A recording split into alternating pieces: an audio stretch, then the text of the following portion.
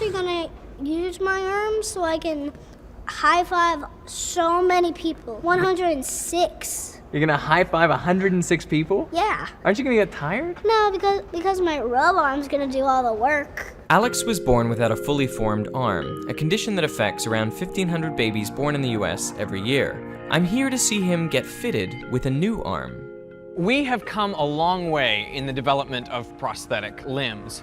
You might think of the earliest prosthetic as maybe a peg leg for a sailor, but it actually dates back much further than that. In fact, over 3,000 years ago to ancient Egypt. But a lot of those prosthetics weren't actually functional. So prosthetics developed from simply being aesthetic aids to actually becoming functional. Globally, there are an estimated 3 million people living without an upper limb.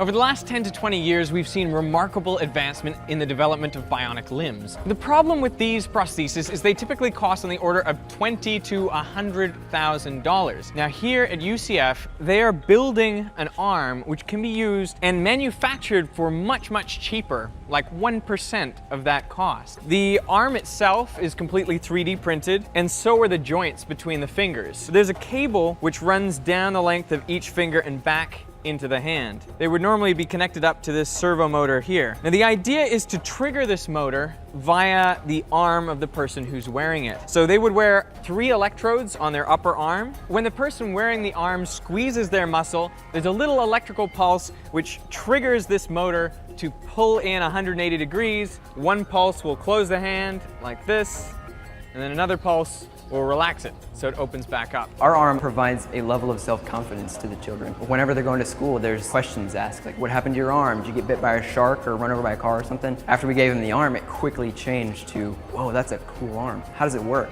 Where'd you get it? I like to do stuff on my arm. Like pick up stuff, hold my paper when I'm drawing. I actually bring it to school so I can actually do other stuff.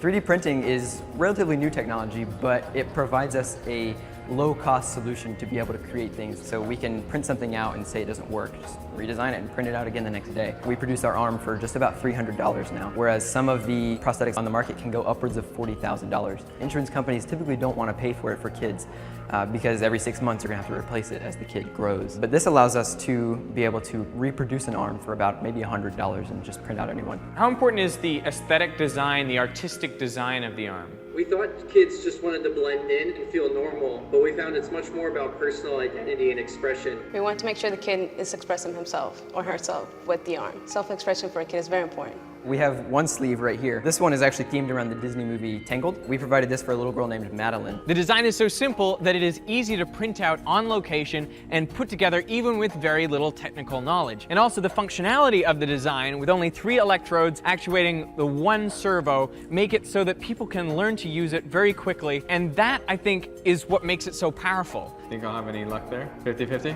50-50. All right. Yeah, I can give it to you.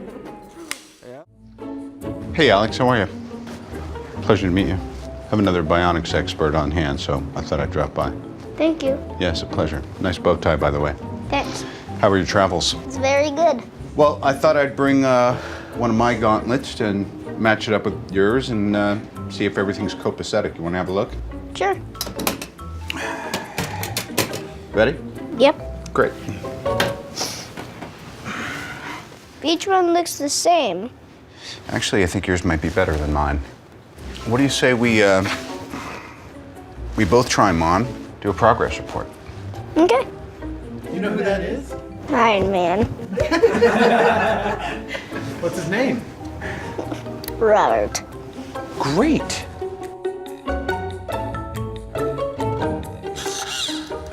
God, dude, it's even cooler than I thought. I'm having a technical glitch.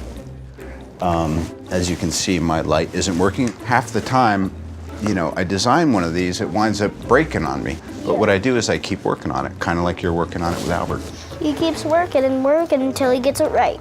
Yeah, I think yours is still a little bit more right than mine because at least, you know, The lights work. your light works, yeah. Ah, look at that, Dan. It's a marriage of robotic technologies. Bang, nailed it. Love it. Hey, good job, Albert. Thank you, sir. Yeah.